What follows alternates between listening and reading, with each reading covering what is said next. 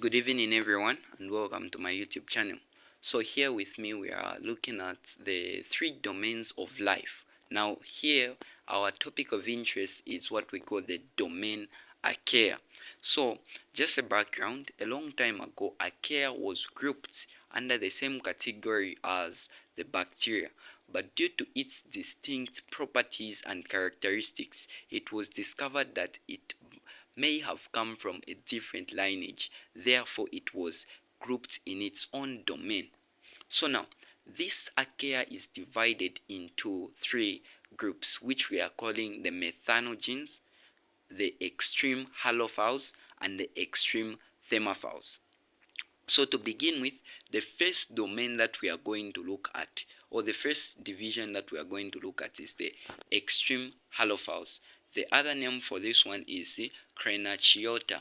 Now, when we look at the name, the other name which is Crenarchaeota, you can relate to say, as long as we are talking about crenation, we are looking at the osmotic loss of water. So crena coming from the osmotic loss of water.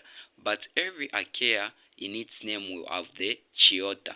So this other part you don't even need to memorize it. Just know that it's always there. Even these other names that we are going to be looking at, it's always there. So now, under the extreme halophiles, just as the name halo entails, halo means salts. So this extreme halophile survive under very intense conditions such as salts. How does it survive?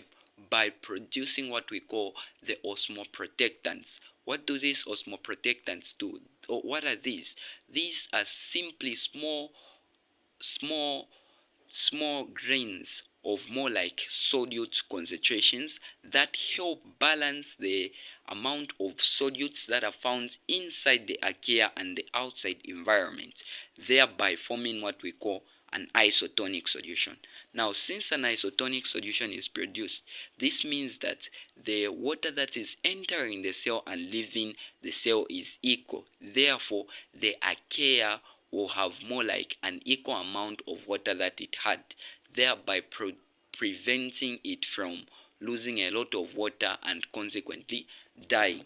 So that is what we mean by extreme thermophiles. So now, when we look at this, I have created a simple illustration of a diagram to help you understand. So this is the way it works. Like let's say for example we have this diagram. Now imagine this round thing is representing the Archaea. Then the box outside presents the outside region. So what is happening to say is the outside region has got, let's say, two solutes. Then the inside of the Archaea, it should be able to also produce two solutes, so that the concentration inside and outside matches up. Now if the concentration inside and outside matches up, it means to say an hypertonic solution has been, or an isotonic solution has been created, therefore preventing the net movement of water to be excess.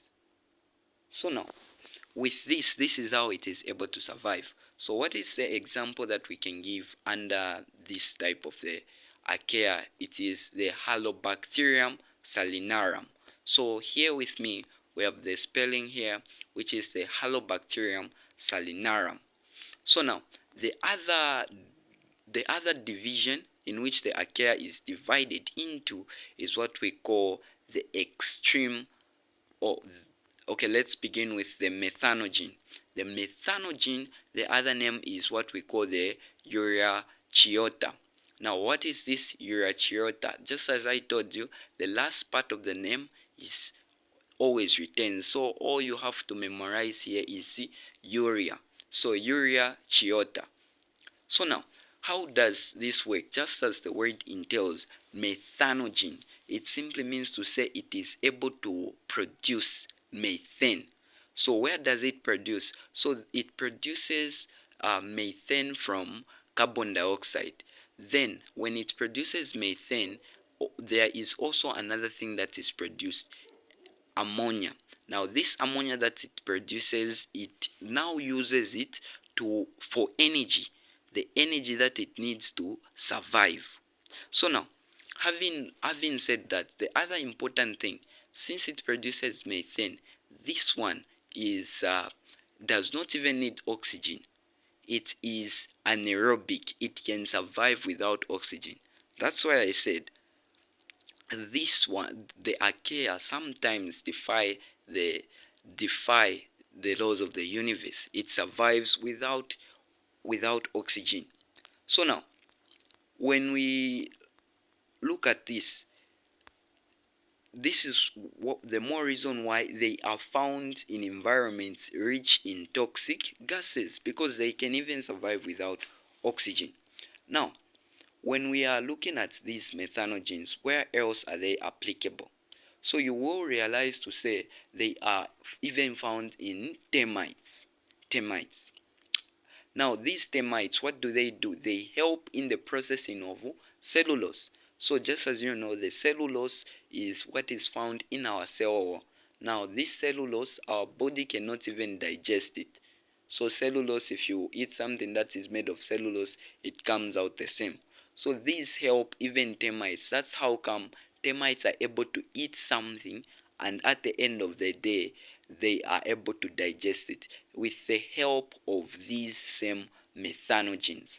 They are also found in animals which we are calling ruminants. What are these ruminants? Ruminants are animals which have stomachs that have got 4 chambers. Like for example, we might have cows, goats. Those animals have got stomachs that have got 4 chambers.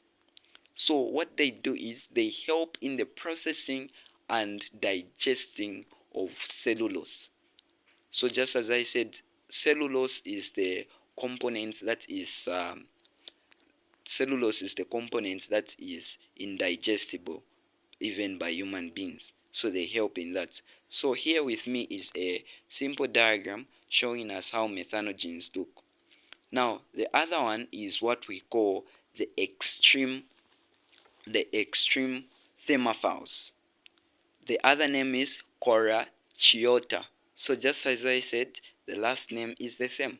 So now, when we look at this one, just as the name entails, thermophiles, meaning to say they do not need, they survive in very hot regions. Like for example, they survive at temperatures of 80 to 100 degrees. Do you know how hot that is? It's very hot. To begin with, let's talk about deserts. Deserts on a daily basis can rise in temperature to about 47 degrees Celsius, and it's very hot there, but them they are able to survive in temperatures such as 80 to 100. So that's why they are even found in areas that are very hot, such as the hot springs and near volcanoes.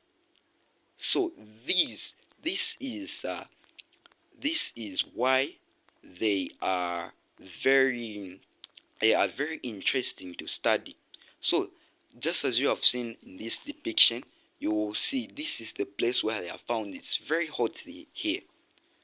Very hot. They are found even inside. It's very hot.